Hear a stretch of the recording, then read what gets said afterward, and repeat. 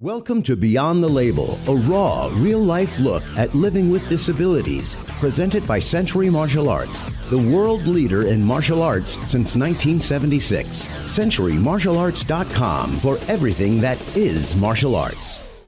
Hello and welcome to another episode of Beyond the Label. I'm JD. And I'm Charile Murphy.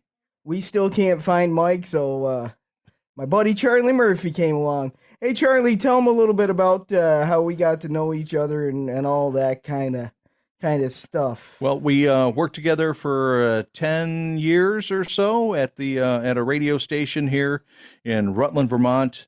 I was telling Jason how I was about this close to becoming a karate instructor with no experience whatsoever. I answered an ad in the local newspaper when I was out in Phoenix. And so I went down to apply, and they said, "Well, yeah, you got the job. We'll train you, and you can train other people. So all you need to do is purchase a gi."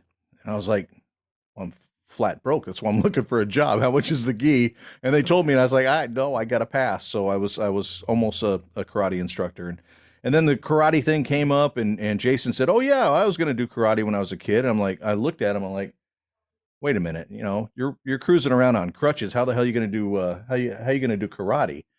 And I think that whole story kind of got him fired up about the whole thing. And he was bound and determined that he was going to take karate lessons and he was going to go from there. And that's kind of how the whole thing started with Jason and myself. It's been a wild ride, and he always throws out the challenge, and you never know if he's 100% serious or half serious or whatever, but it works, and we have a lot of fun, and glad to have him aboard. Hey, I got another buddy along for the ride today, and his name is Rustin Hughes. He is from Colorado, and he is the founder of an organization called Be Bold. Rustin, thanks for being here. Thanks for having me.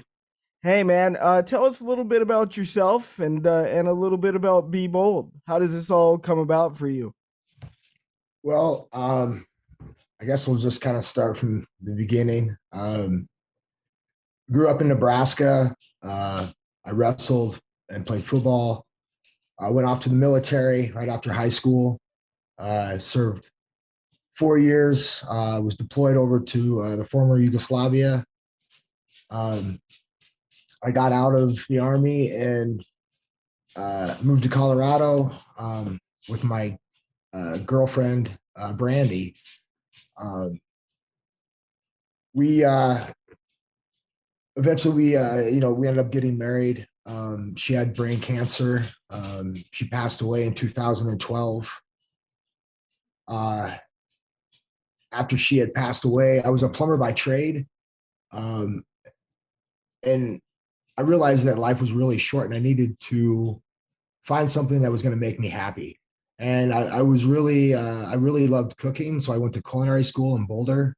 I did my internship in Key West. I was going to start my private chef business right after graduation. And right after I graduated, we were at a concert at Red Rocks in Colorado. And you kind of have to walk to get to your seats. And it was quite the process to get to our seats. My leg kept hurting. And this has been kind of a ongoing thing where my leg was hurting. And I was in mixed martial arts. I was an amateur fighter. And I just kind of thought it was a part of training, you're always getting hurt one way or another. And I thought it was kind of like a pinched nerve kind of pain is what it felt like in my leg. Well, it got to a point on that day that I couldn't walk. And so we ended up going to the emergency room the following day, and they found a massive blood clot in my femoral artery. And I really didn't understand even what that meant at that time. So I was in ICU for 4 days, and they were trying to break the clot, and there was no budging in this clot. They said it was just a massive clot in my artery. I left the hospital with a big bottle of painkillers and a big bottle of blood thinners. And my next doctor's appointment was in about a month. And at that time, I just had really one question for the doctors is that, am I going to lose my leg? Because that's what I was hearing from some of the doctors. And they were like, yeah, you're probably going to lose your leg at some point in your life. And I was just like, well, if I'm going to lose my leg, I might as well lose it now. So we scheduled a little below the knee amputation. Um, and then 2 weeks later, I was in severe, massive pain. The doctors were looking at my leg, and I had an infection in there, and I had to go back in for surgery. They weren't really telling me that, I could possibly lose my leg above the knee. They said, they just might have to clean everything out. Um, so unfortunately, I go into this, and they ended up taking my leg above the knee. And I was probably at the lowest point of my life at that time. I just lost my wife to brain cancer. She battled that for 11 years. And then not even 2 years after she passed, I'm looking at, a double amputation. And, from that moment, I really wanted to, I really didn't even know what I wanted to do at that time, but the idea of riding a bike for whatever reason, I don't know why, because I never was a bike rider or anything like that. But to ride a bike from Colorado to Omaha, Nebraska, where she did her cancer treatments. And then in the discussion of this bike ride, they asked me what I wanted to call it. And I said, I don't know what I want to call it. And then somehow Be Bold came from Brandy, my first wife, is a saying that she had kind of with her grandpa. And so we were like, well, that sounds like a perfect name, for this ride that we're going to be on. So we did all the logistics for the ride, and we end up leaving Fort Collins, Colorado, and then we rode to the Omaha University of Nebraska Med Center in Omaha, where she did all of her cancer treatments at, is where we kind of finished the ride. But we finished it in Council Bluffs, Iowa, which is just 10 miles over the river. And what was really cool is that it ended up being like 600 miles right on the nose. We did that ride in 7 days. What was really cool about all that is, like I said, I never rode a bicycle before at all, longer than just like to the store or whatever. And I never really even, so I was training on this upright bicycle and realized that I am not a good bicycle rider at all. And then I found out that the VA will give veterans that qualify adaptive cycle, and I got a hand cycle from the VA. And I trained right around 5,000 miles that year. And again, I never cycled before in my life, and it was pretty amazing. So from all that, I decided to take Be Bold and turn it into a 501c3 nonprofit. And a lot of my recovery was boxing. Again, I said I was an MMA fighter, and a really good friend of mine owns a gym in Fort Collins, and I could only go as far as my wheelchair could take me because I didn't have a prosthetic leg, and I didn't have hand controls for my car, so I could only go as far as my wheelchair would go. So he would pick me up on Tuesdays and Thursdays, and that's how I would just sit in front of the heavy bag and like relearn how to punch again, relearn how to do all that stuff. And it was very therapeutic for myself. And I realized that if this is therapeutic for me, it could be therapeutic for other people. Not only was I doing it in my prosthetic leg, but there were times I couldn't wear my prosthetic, so I was in a wheelchair, and I was just like, well, let's start doing some adaptive boxing. And I didn't even know really what to call it, so we just we kind of came up with adaptive boxing, and then um, from that, it's just really blossomed into this amazing. We've had honestly almost every ability in our gym putting on boxing gloves and boxing. Yeah, and So, yeah, go ahead. oh, so I was just gonna back you up a little bit, right? So, um, I deal with some anxiety and stuff like that. I mean, it's no secret. We did a whole episode on it, and so I'm just sitting here thinking as you're telling that story, I'm like, how's this guy doing this? Like, your wife has brain cancer, passes away, you lose your leg, and you're still you're just like, all right, well, let's get up and just do something. I mean, right there and right then, it could have been easy enough for you to just say, hey, I'm done with it. And you know, um, unlike me with the cerebral palsy, you knew something different, and so for me, I'm just like, I don't even know. I mean, can you speak to that a little bit? Like, what made you get up in the morning? Because you could have just said, I'm done. Yeah, definitely. I think, I mean, it was a lot of things. I had a good support group. Um, I also think that just kind of how I was raised, in a sense. My my father grew up on a farm. Like he just he knows hard work, and like I wasn't dead yet, and I'm not dead yet. And I think about my late wife, and just she battled brain cancer for 11 years, and everything that she'd gone through, multiple surgeries, multiple chemo, radiation. She went through pretty much everything you could go through. And a lot of the times she, she had a smile on her face.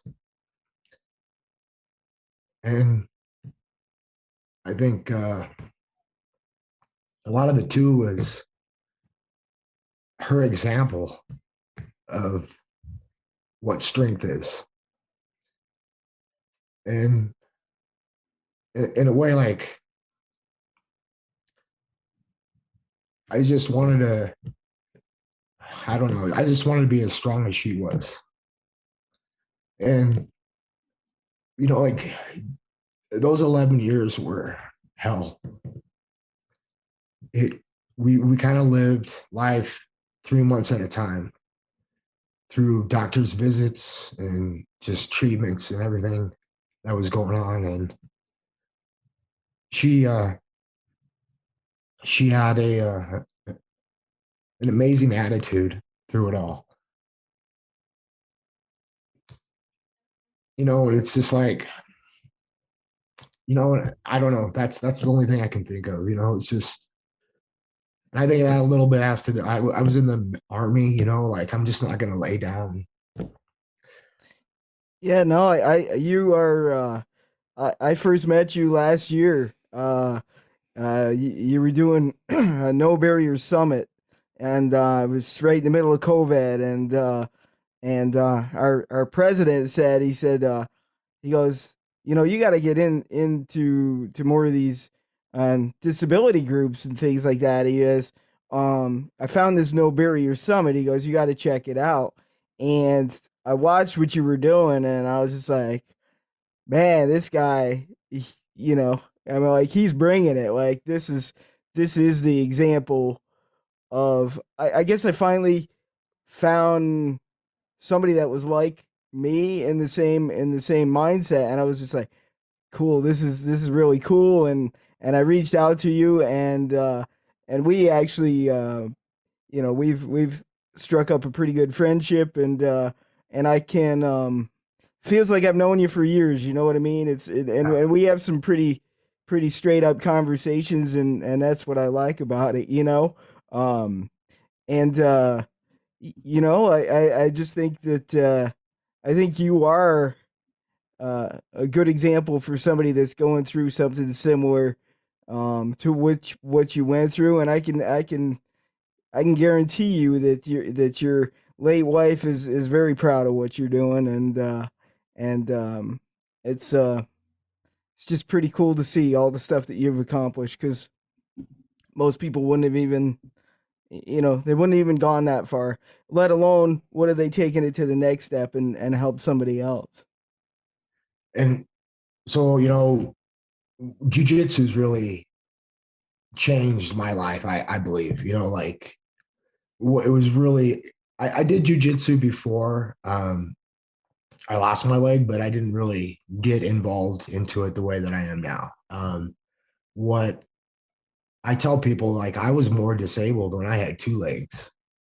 Um, to be honest, if we're talking about being truly disabled, I was more disabled when I had two legs. And that was between my ears. I was completely, I didn't have the confidence that I do now. I don't have, there's a lot of things that, um, like the way that I look at this is just a vessel. And the loss of my leg isn't disabling to me. The loss of my wife was, and I still deal with it on a daily basis. I also found, like, through jujitsu, like not having a leg got me into some pretty crazy positions that people didn't know how to get out of. And like when you can own your disability, are you really disabled? And that's one thing that I look at is like, I'm not. People may look at me like, oh, he's missing his leg, he's got a disability, but that's not my disability. So yeah, and I think that just being able to own your disability and be proud of this is who I am. This is what God gave me. This is the body God gave me. And How old were you when you lost your leg? I was 40. 40. Okay. Yeah. And that's another thing I tell people, like I just got my brown belt in jujitsu, and like I'm more proud that I'm going to be 47 in September. I'm more, I'm more proud. I'm an old man in, like MMA jujitsu type standards. So I'm pretty proud of, like being able to still do that at 46, and like I try to recruit people to the gym, and they'll tell me like, oh, I'm 35 and my back hurts, and I'm like, well, I'm 46 and I got one leg. So like, what's your, So putting somebody like in a body triangle would be kind of, is it still possible? Is it, I mean, I have my ways of, you got your way of doing. yeah, I call my style nub jitsu. No. Okay. Like, there's ways that, I can get into certain positions, and, and there's obviously certain things that I can't do, but I try to stay away from those. I try to focus on what I can do, not what I can't do. Okay. And I've got a little army too that, like in our gym, I think I've got 3 amputees that do grappling, and then total, I think we have got 6 adaptive athletes that come to our gym, which is pretty cool because I don't know of too many gyms that cater to all abilities the way that our gym does. And that's really awesome to see when we actually have a limb parking sign on our wall. We have so many prosthetic legs that we have to have like a little designated area for a prosthetic leg, Wow. which is really cool. That is cool. We have a 9-year-old boy is our youngest, and he's an above the knee amputee, and just watching some of the stuff that he does is just really cool. And that he's the next generation of adaptive athletes coming up is really cool. I mean, there's a pretty huge difference between a below the knee and above the knee amputation. I mean, did they discuss that with you before, you were going to go through all this and kind of, it was more like, so I was going in to be a below the knee amputee, and everyone's like, oh, it's a good thing you're a below the knee amputee. Being an above the knee, that's tough. They'd come in and say all those kind of trying to encourage me and everything. But then, 3 short weeks later, there I am going in for that above the knee amputation. And They just kept telling me how horrible it would be to be an above the knee amputee. And I'm so lucky to be below the knee. And now I'm going in for this surgery. And I was just like, what on earth? Like, are you serious? Like, how does this happen? How do I go in for a surgery and then 2 weeks later I got to have like another one? And like, and now you're telling me I'm going to become an above the knee amputee, which you guys were telling me all last week, like how horrible that it would be. And so at that time, you know, that's when I was just so frustrated and just so angry and just like with everything. And I just knew whatever I was going to do after that, I was going to do it 100%. If I was going to quit, I was going to quit 100%. Well, I watched a video with the TRX that you were doing doing this training, and I don't know. I was watching it and thinking, I don't think I could do that. And you know, you're tackling it with one leg, and I don't know. I was pretty impressed. It was very cool stuff. Thank you. Yeah, I honestly, like, my whole mission is just to try to shock the world with just doing stuff, you know, just doing stuff. We don't have a lot of time on this planet. And even if we had 100 years, it's still not enough. It's still not enough time to I don't know. It was like I was reborn after that second surgery to a point where I want to do it all on this planet in this lifetime. Not this Monday, but next Monday, I'm going to climb a 14er. It'll be the first 14er that I've done, you know, since my amputation. And I want to do it all. I want to show people that regardless of what goes on in your life, whatever happens in your life, that you can do whatever you want to do. And before I lost my leg, that seemed very cliche. It seemed like a very just like a little saying, oh, you can do whatever you want to if you put your mind to it. But until you actually have to practice that, then realize that it does work. It takes a lot of hard work, though. That's another thing, is that it takes work. You're gonna have to. This is something that it just doesn't happen. It takes work. You know, like from where I am at right now to where I was 7 years ago I'm a completely different person. You know, a completely different person. And I tell people it's a blessing in disguise. Well, that's what I was actually going to ask you was, do you feel that you're in better shape now after the amputation, you know, physically than you were then? Like, are you more appreciative of physical fitness and those type things now than before? Oh, I think I'm so appreciative of so many things, you know, like I have a stronger relationship with Jesus Christ. I think a lot of times when people are put in situations like this, you either run towards him or you run away from him. And I ran towards him. I believe that, I believe that this was what was supposed to happen. I believe that sometimes we're given callings from God and you can answer it or you can't. You know, it's up to you if you want to answer it. And for whatever reason, I think that I'm answering his calling. So Rustin, we gotta take a little bit of a break here, and then we'll be back. I wanna dive more into the training aspect of things with you, and more into be bold and how folks can get involved. So we'll be back in just a minute after we hear from our sponsor, Century Martial Arts. Beyond the Label, presented by Century Martial Arts for everything that is martial arts. It's no secret, every martial artist, no matter their age, dreams of becoming a legend. Having their name listed among the greats like Bruce Lee, Chuck Norris, and Jackie Chan. You can hide it or deny it, but you know it's true. Being a legend takes raw talent, dedication, big breaks, and an ability to survive a roller coaster called fame. But it also takes one more thing to go with it. The best gear and equipment in the world from the company that is martial arts, Century Martial Arts. They aren't just another martial arts supplier that's never set foot on a mat.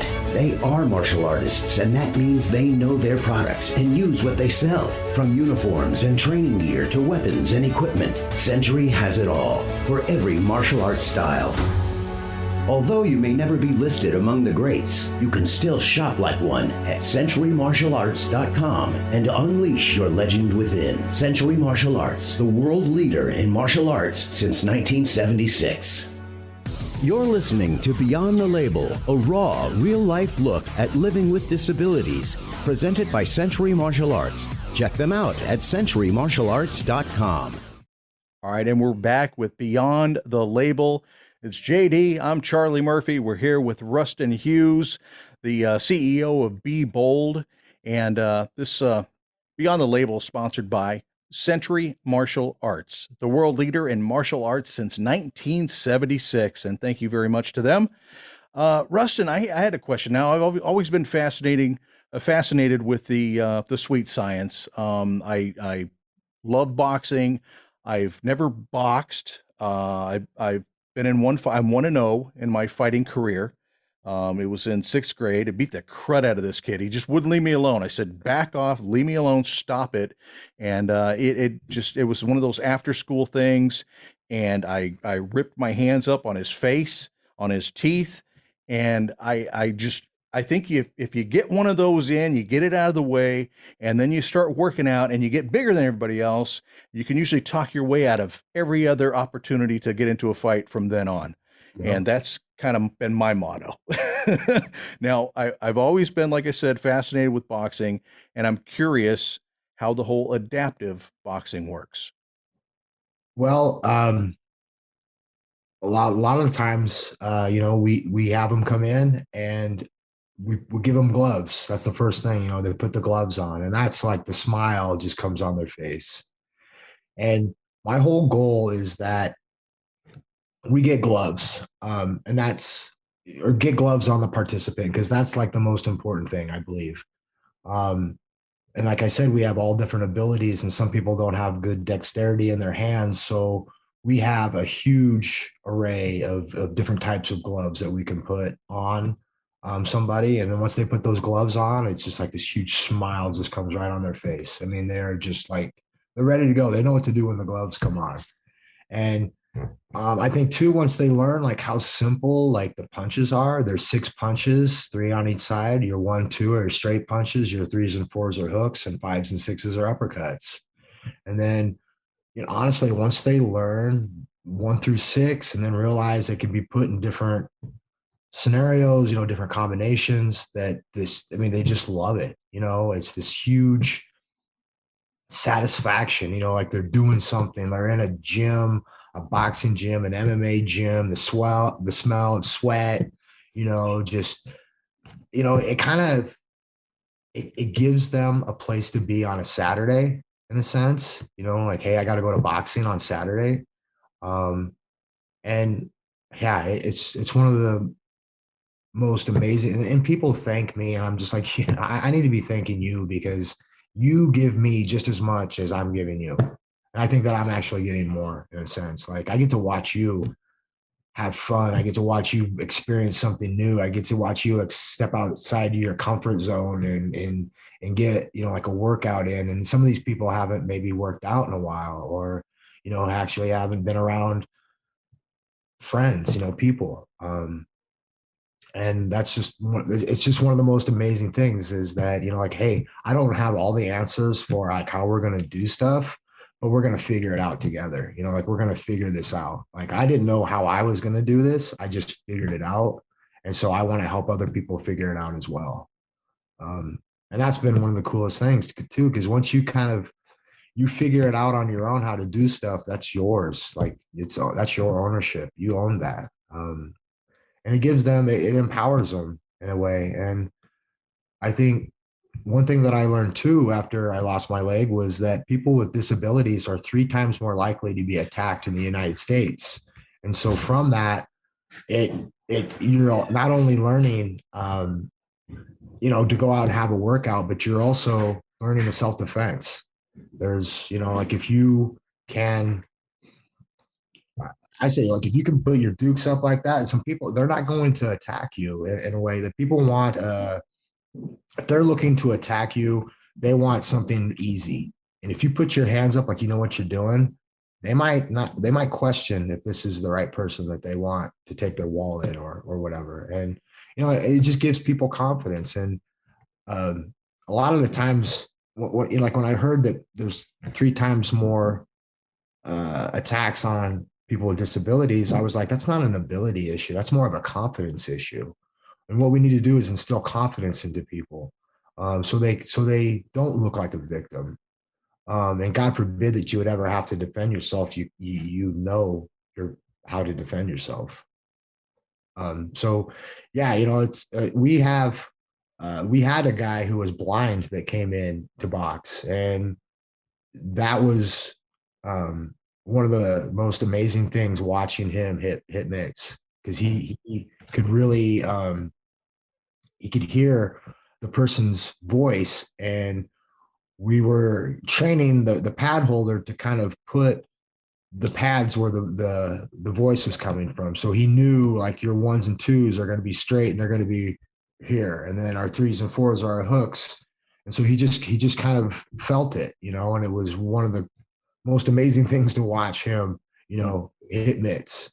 And, we've had, almost anyone you could think of come in, and it has just been an amazing experience. Nice. Uh, as you talk about that with the boxing, it was kind of the same for me. When I first started training, um, nobody was really doing it in our area. Vermont is a pretty rural, small state, and nobody was really doing it. And the only opportunity I had was to join a kids class, and the instructor was like, "Do you mind?" And I'm like, "No, I don't mind." And I got more out of that kids class, I think, than I would have out of an adult class. And the other thing that I think that we have to remember as individuals with disabilities is that, you know, anytime we get to interact with younger folks, or um other people in the community, it's an opportunity to again break the traditional stigma of what disability truly means. And for me, I mean, I was just like, I've been doing physical therapy since I was 2 years old, and so they're, oh, you got to do the stretches and you got to do the this and that, and I'm like, yeah, I don't think so. I'm over that. And the martial arts for me was like, it gave me a reason to do that stuff. I was like, well, if I want to be a better martial artist, then I guess I better be flexible, and so I better do my stretching. And before you knew it, it was like the instructor was incorporating my physical therapy into it, and I was like, this stuff, just like you said with the adaptive boxing, I was like, this stuff is excellent. We've got to allow other people the opportunity to do it and let them know about it. It's not a substitute for physical therapy, and I want our audience to understand that. That's not what you and I are saying. It's an accent to the physical therapy, and for me, um it's my opportunity to forget about my disability. When I'm training, or when I'm working, in the gym lifting, or things like that. Those are the times I'm not thinking about my disability. I'm just being a person. So that it's an opportunity to just let the world go. Put the gloves on and let the world go. That's Yep. what you're offering. That's what we're offering. And it's, if I could give any advice to anybody, I would say, get involved, because there's plenty of us out there now that can help you do that. How would people get involved with your organization, with Be Bold? What So right, you yeah, right now we have the gym in Fort Collins, Colorado. Um, but we just did an adaptive boxing and grappling clinic that Jason, we did kind of a Zoom on that. We're looking to do some more of those around the country. We're looking right now at California, doing one in California here before the summer's over, and then starting to head east. We want to hit some other gyms around the country just to show um, what is achievable. And then I think too that showing gym owners that and coaches that not to be so timid or afraid to have an adaptive athlete come in. Um, it's I've heard of people going to gyms and not being accepted, because they have a disability, just because the coach didn't know how to instruct. And for me, it's not difficult at all. It's just you gotta have to think outside the box. But that's what we have to do is show how achievable that this is. It's not difficult at all. Showing the gym owner, showing coaches, showing the participants that this is doable. You can do this. It's going to look a little bit different than other people, the way that they do it, but the end goal is the same. It's that camaraderie. It's that sense of achievement. You've done something. When you go in for a class or a practice, you feel like you've done something when you're done. Today I do a morning class, and then I coach the Parkinson's boxing, and then we have an afternoon grappling class. And like I'm spent. I am done. Put a fork in me. I'm done today. But it feels so good because I got to go and do 2.5 hours of grappling and an hour and a half of coaching. And there's no better way that I like to spend my Fridays. Nice. Yeah. Former boxing champ, Paulie Ayala does a lot of work with the Parkinson's boxing, and you went to Texas and visited his facility, didn't you? Yeah, we did. We actually we were out there visiting family. My wife's sister and my mother-in-law are out there, and my niece, and we went out and visited. And I actually met Paulie at the Boxing Hall of Fame.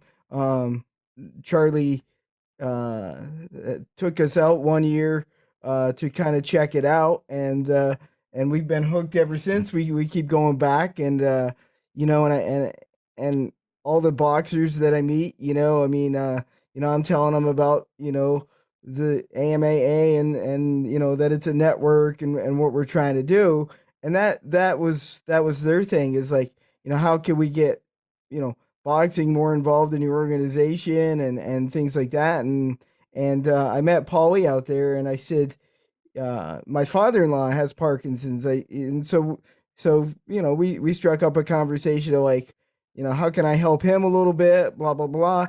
And he was like, well, why don't you come out and check out what I got going on?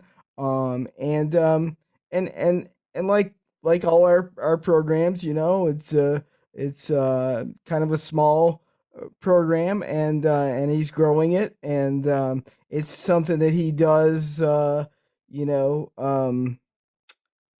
because he believes in it, because he wants to give back to his community.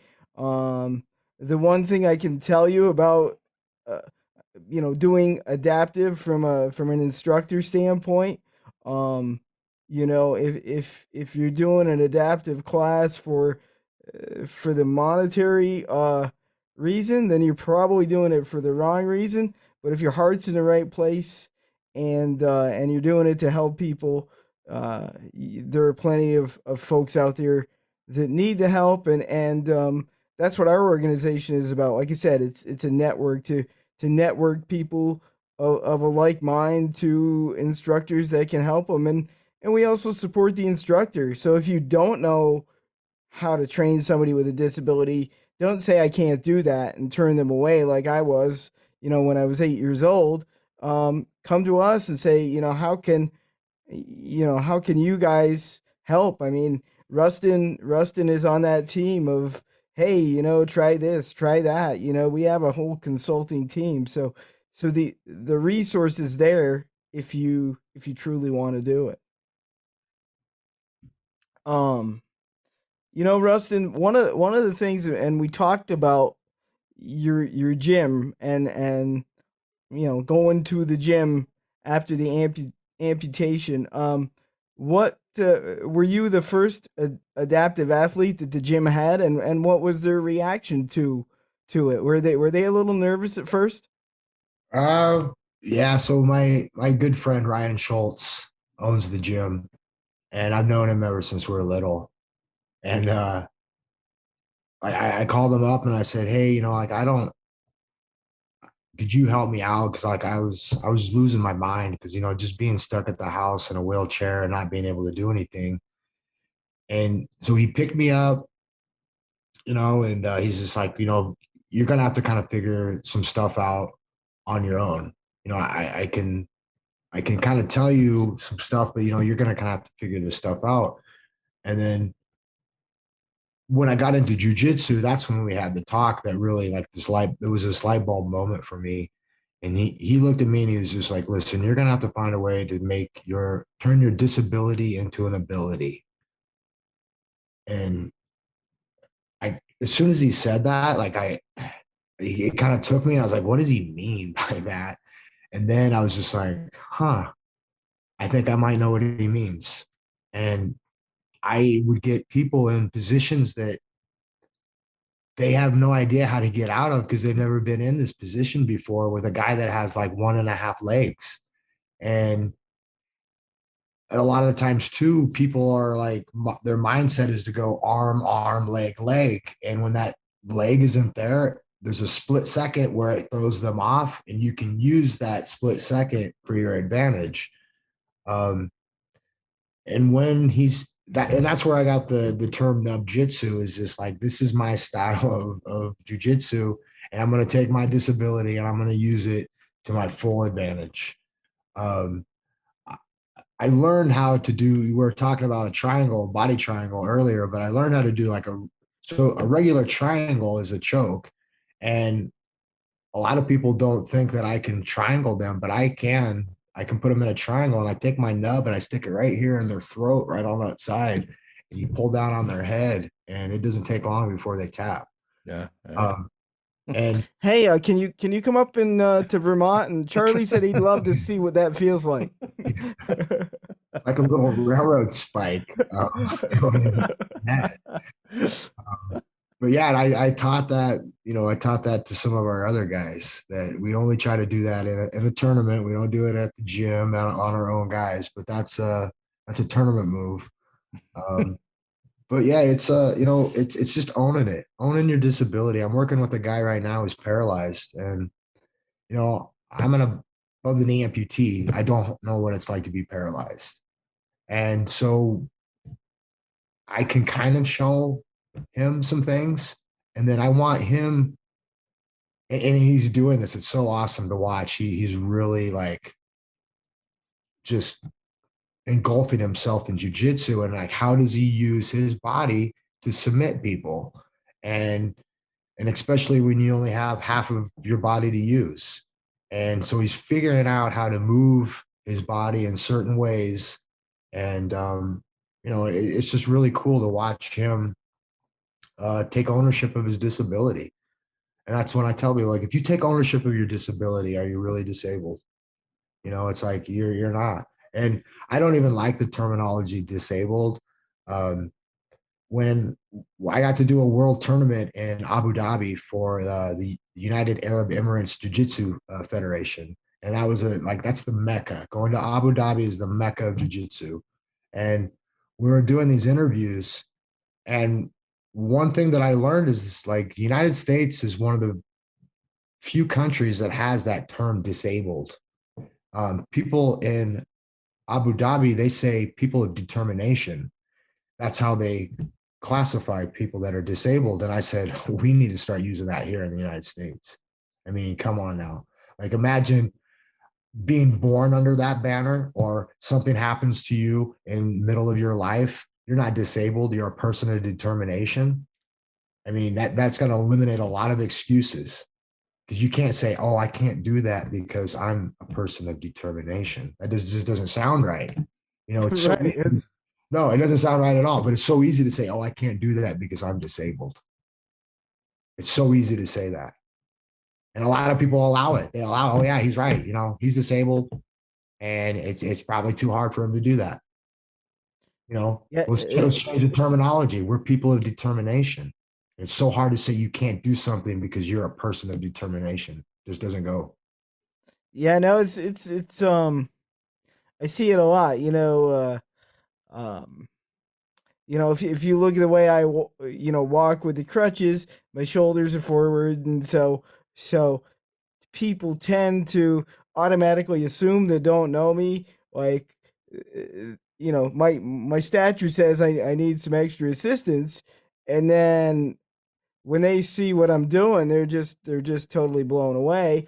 And the other thing is if they touch me to go to try to like assist me with stairs or something, man, I didn't. You're built like it doesn't look it, but you're built. And I'm like, yeah, I was like, you wanna, let's get down on the floor and I'll show you because my upper body is where it's at.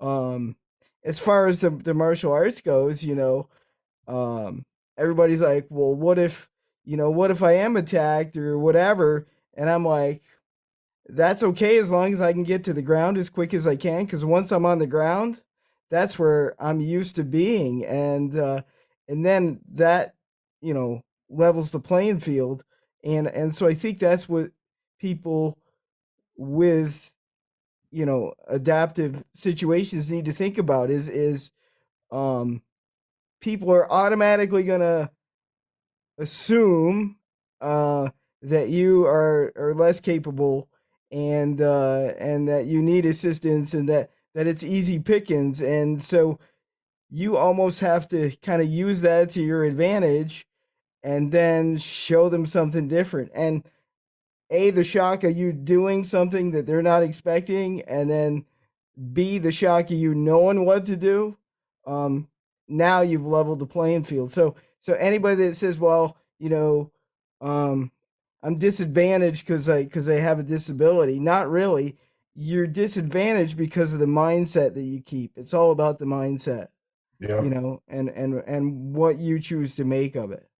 And I just, like I said, your story is awesome. I'm glad to see that we think alike, and we're always pushing the envelope, and there's always guys like Charlie out there just poking us with a stick just to see what we're gonna do. It's like, yeah, okay, so what do you got next, Charlie? What do you want me to try? I'm ready. Let's go.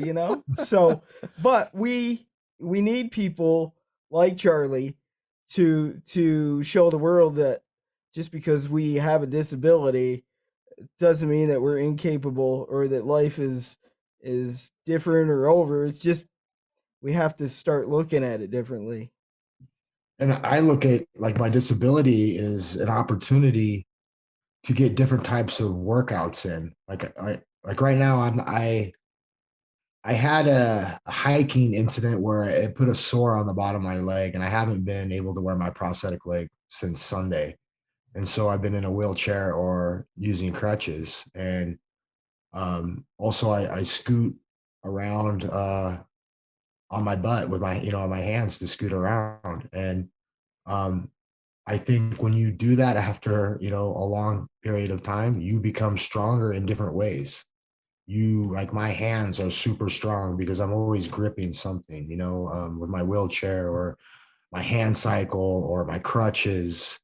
And then where my arms kind of became my legs for a while, like scooting around, and where, I tell people like the guy who's paralyzed, he is so strong. Like I can't even believe how strong that he is because he uses his upper body all the time. And so it's like I tell people it's like we're on a 24/7 workout, like we're working out all the time. Just our life is a workout, and to even look at it that way instead of a chore, instead of looking at our maybe a certain task as a chore and look at it as a workout. Like, hey, look at this opportunity I get to work out. You know, like a lot of people, it's just changing your mindset. It's perception. It could be a real crappy day, or it can be a real good day. It's going to be up to you. I think it's learning how to dance in the rain. You know, it's just it's one of those things. Get comfortable being uncomfortable.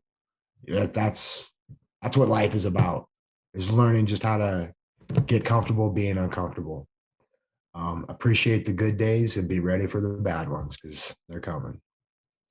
Rustin, we could go on for hours, man, but we're running short on time. Thanks for joining us. Thanks for letting us be a part of that last seminar with the AMAA, and appreciate having you be a part of the organization and a part of this this podcast. We'll be in touch for sure, man. Right on. And how do people continue to watch your story? What's the best way for them to follow you? Social media on Facebook, Rustin Hughes, or B-Bold on Facebook and Instagram. Check it out. Yep. Check it out and see what he's up to next. Thanks, guys. It was a pleasure. Thanks for listening to Beyond the Label.